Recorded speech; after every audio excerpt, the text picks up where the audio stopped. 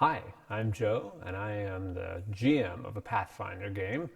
And what you're watching is one of a series of storytelling that I'm doing based on story that is being developed in our Pathfinder game. As I've said in previous ones, the thing that I'm really excited about Pathfinder is, or any game like that, is that the story is built as we go. And that even though as a GM, game master, I'm not technically, I'm supposed to be controlling things or setting things up, I still don't know how the story is going to end. I don't know how it's going to go. And I think that's great. And so this is about me telling the stories. So if you've been watching these, you know we have 5 characters in this story, 5 heroes, and they've got a variety of skills.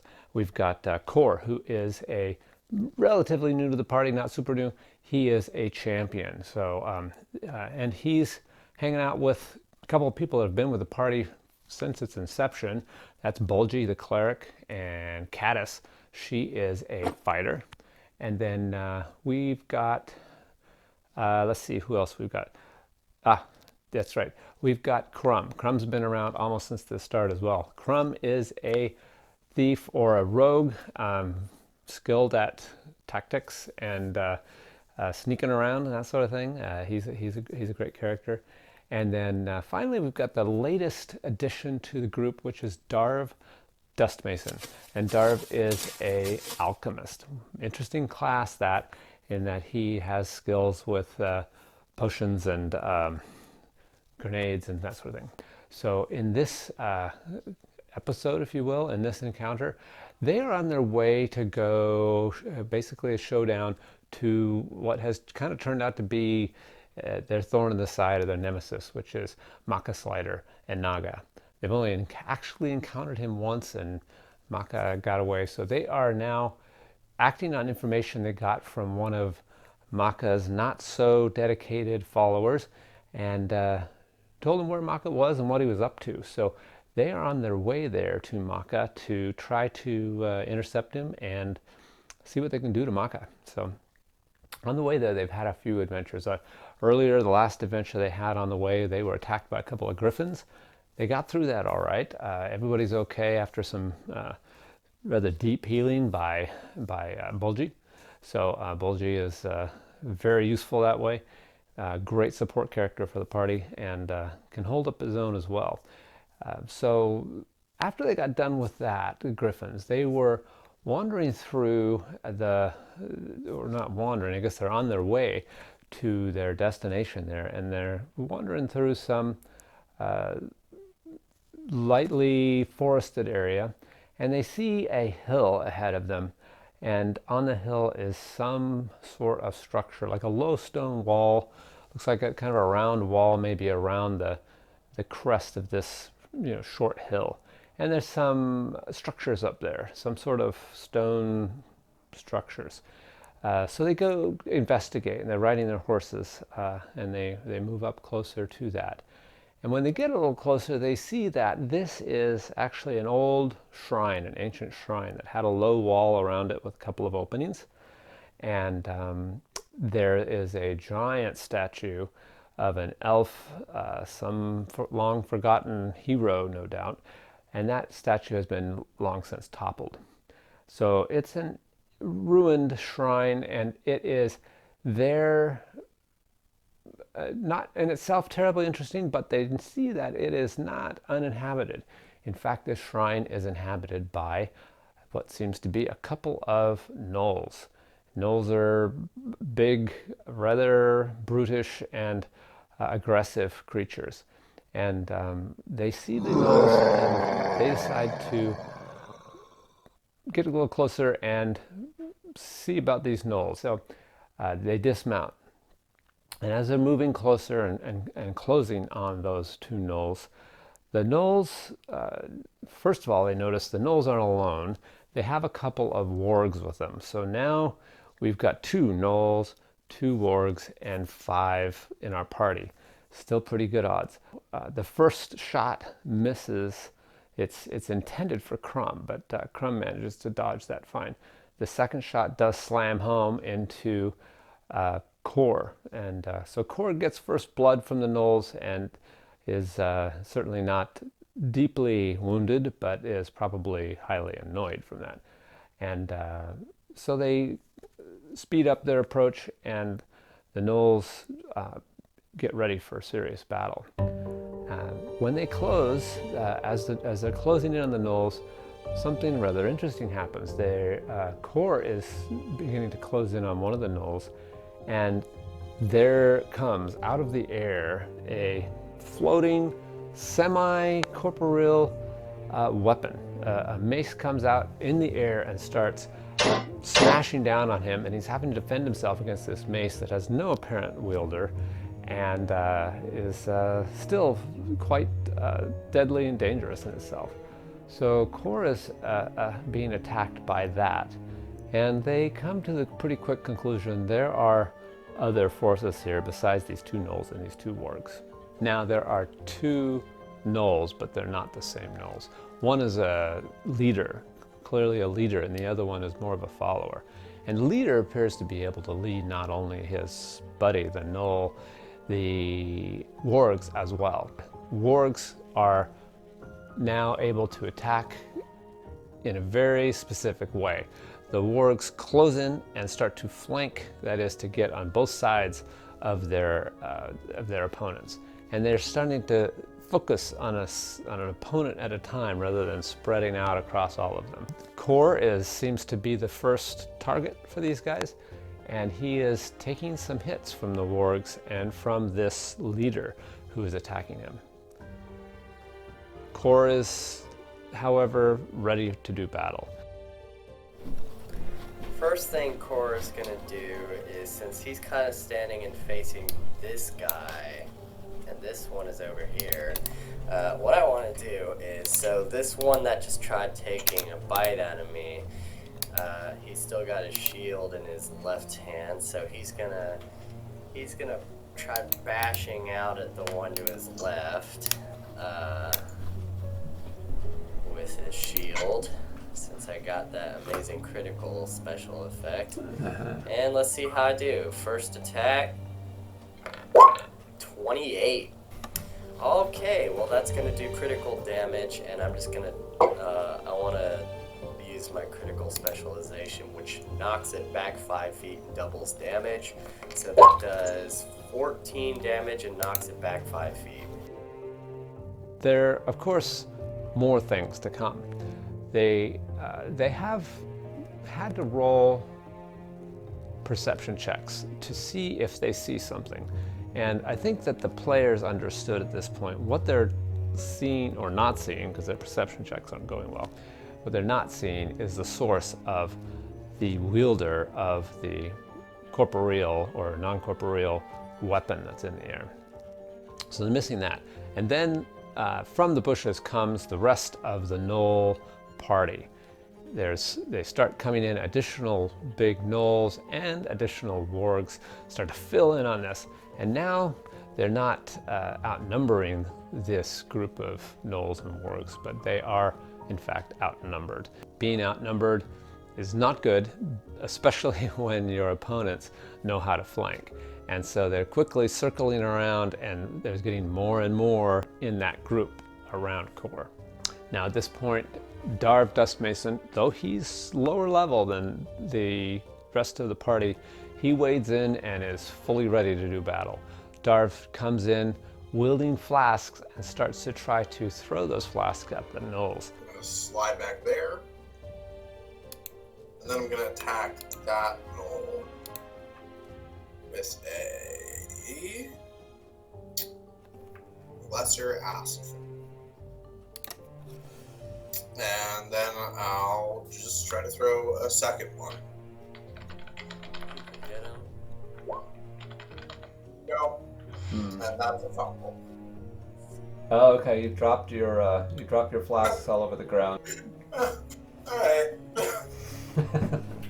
So Darv is preoccupied now by having to recollect all these things.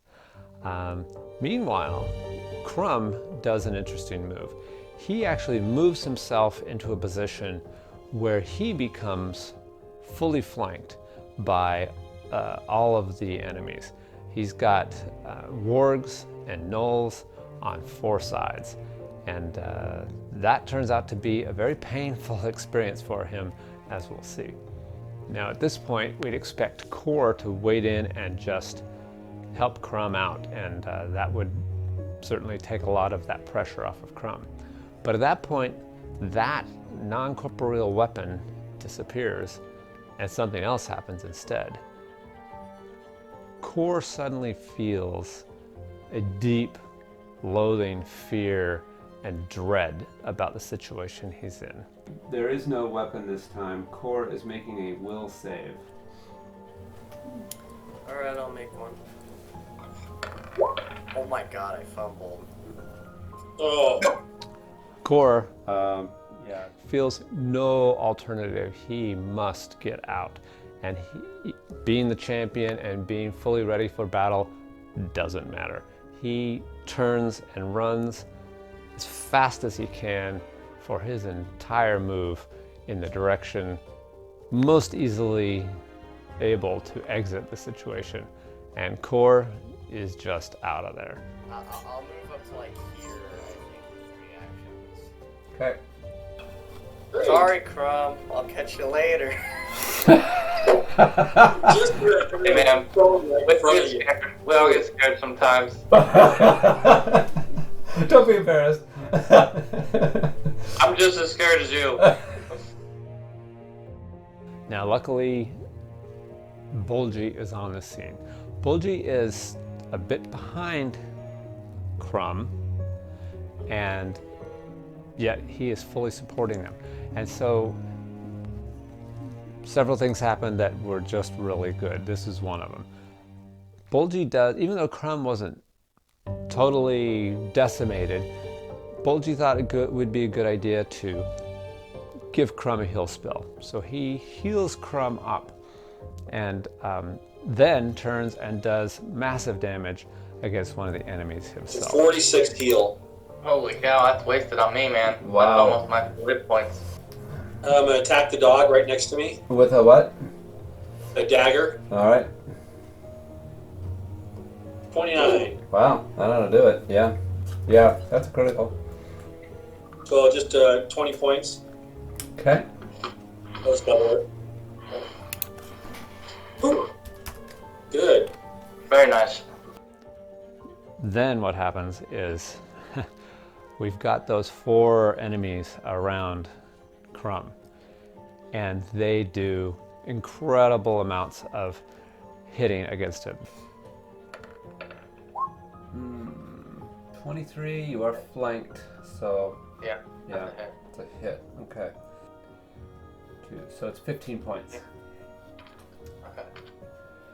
Second, okay, got that. Second attack is a miss. Sometimes makes you realize how useful that liberating step is. And now it's this guy on Crumb. Also having you flanked. And it's like a meat grinder for Crumb here. Yeah. I'm in the crosshair. Yeah, so that's a hit then. Right? Yeah, that hits. Alright. Piercing damage. Plus his pack attack. So it's 11. Got it. This guy, his attacks. He's got the battle axe.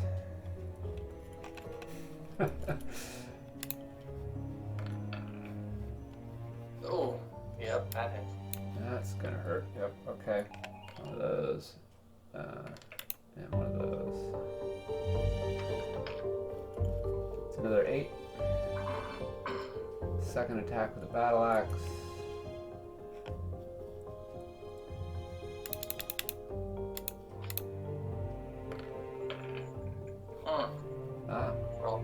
Rolling good. Getting chopped up here. Okay. So we just need to roll damage for that guy.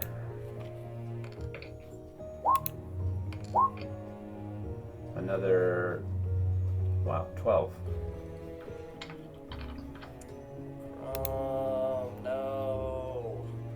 Could be the end. Yeah, you're Don't you yet? totally in the crosshairs here. The combatant that it was doing all the mischief and sent core packing, he reveals himself so that he can cast a spell against Bulgy and to try to disable Bulgy. Turns out it's a Gnoll cultist that has been hiding in a blind that he had built. So he was very well hidden, but now he's had to step out of that blind so that he can cast harm against Bulgy. Bulgy takes that without too much difficulty, and Bulgy then also is able then to again put a heal spell on Crumb, and again save the day with Crumb because Crumb was in pretty bad shape after all that. At that point, guess who comes back? Core comes charging back in the scene. It only took him a short amount of time to recover himself and to come back in and be ready for battle again. He comes back in angry, I think, and the first person, the closest adversary to him, is that Gnoll cultist. So he goes in and tangles with that creature and keeps him pretty busy. So that cultist is not doing any more mischief. And at this point, there was actually a break in the action because we had to stop that night of play and resume the next game. That was a 2-week period there. And boy, I'll tell you, that the map, the situation at that point when we left it, when we get back, it's Crumb at the top of the order. So. I hate being left like this. I know, me too. Surrounded. We're We're all on surrounded. But maybe Caddis can come. Yeah, you're out with bushes. Sorry guys, I was just watching you all get beat up. I thought I might come help you now. I was over there. Well, I think a more realistic approach would be that Caddis just had to use the bathroom. Right, she was over peeing in a bush. I'm counting on Darv being 3rd level when next round begins. Yeah. So, you guys haven't killed anything here yet, have you? Nope. Doesn't look very good. You can see we've got people surrounded by enemies, and the enemies are doing pretty good. There's not a lot of damage against them. And as I said, Bulgy's been dishing out heal spells like crazy. So it's looking like this could be an interesting battle, right? So we resumed in 2 weeks. And so luckily you don't have to wait 2 weeks. We'll continue the story here. I will go ahead and take a short sword attack. 9 points on him. Okay, second action. Before you do that, there's the wargs are going to take reactions, so they just get 1 attack each on this reaction. Okay. Well, I guess I'll use my second action on the leader. First warg is a 24. Is that a hit? Yes. And the other wargs, Avenging Bite. Wow, another one. So one thing that changes here suddenly is someone else arrives on the scene, and game mechanics, what they are, what happened is we had a player out the first night. So we're short. We've only had 4 characters so far of the 5 in this encounter. But now, at this point in the battle, someone else rides up on their horse, and that is Caddis, their fighter. We'll just go after this one. Okay. AC is 17. Oh, I think it might be dead. So that's critical. Oh, wow. Nice. Okay. So he's pinned to that wall there. Dang, Caddis. Probably a lot of yipe going on right now. Yeah, that was only the first shot. So That's a pretty good start. A little bit later, her second shot is at the cultist. And the cultist that was harassing Core and did the fear on Core, that shot actually hits the cultist and kills him. So things are looking better now that Caddis is on the scene. She's 2 for 2. Things are starting to get better, and to continue that. Okay, so then it's Darv's turn. Darv again has been frustrated, he's not doing very well. He tries again his bottled lightning against a warg. There's a warg that is chewing on Bulgy, and Darv would really like to help. So Darv uses his bottled lightning and makes a strike against that warg. Darv, you're our only hope. Wish you luck with that. And I'm just gonna make sure the flash damage doesn't get Bulgy there. That's hit. All right. And damage now. He doesn't get a save on that, right? It's just an attack. No, they don't get a save on that. All right. That finishes that guy off. That might be Darv's first kill. I'm not sure. Sweet. Another one down. Then Core is taking out another Gnoll. Core kills one.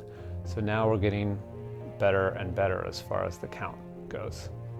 And that leaves us with 2 Gnolls, one of them being the leader still, and 2 Wargs. So the odds are looking good. Now we're at 5 party and 4 to the adversaries, the group of Gnolls. And this continues, and they continue to take out them one at a time until finally it's just the Gnoll sergeant that's left, the Gnoll leader.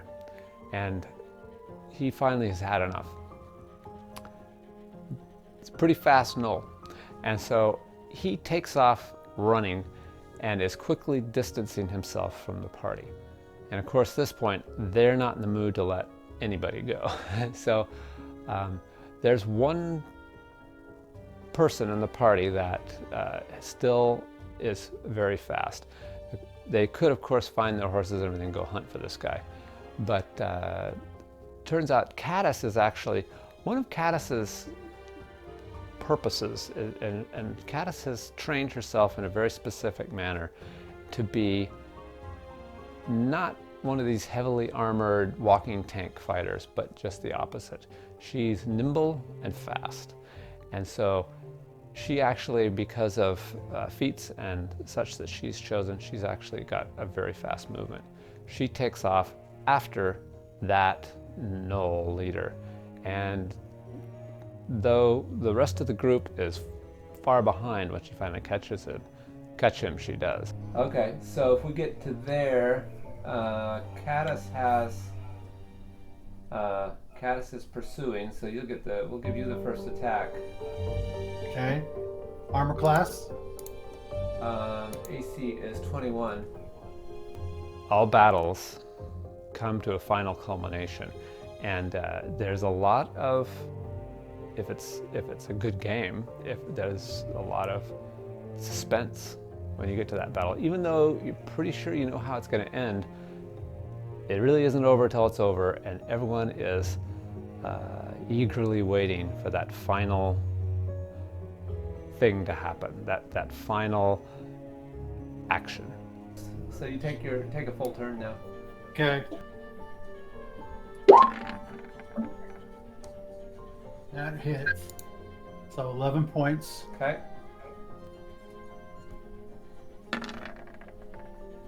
Dang. That hits. Caddis can't miss. 19 points. Wait a minute, isn't that second roll like another crit? Yeah. It's a 34. 30, yeah, that's another crit, yep. That is? Oh, goody. So it's 27 points of damage. Oh, Jesus. In this case, the final action was that final blow that Caddis makes on that leader and kills him. And so he is dead. That was the last one. Nice. Caddis. Wow. Jeez, Caddis. Oh. You Caddis shredded can him come to back with his pieces. head. Nice start. Yeah. Now they have cleared that, and they are on their way, and dang near to that place that they know where Maka Slider is at. They don't know much about that place, but they know where he's at and what he's doing, but they don't know what's waiting for them there. So that is going to be coming up. So hope this was good, and if you like it, hit like and leave me any comments for suggestions as well. So thanks for watching. That's my kind of encounter. Okay. Brew. Any food on these things? Crumb takes all the damage and you do all the killing, something like that? Yeah, basically. You got a problem with that?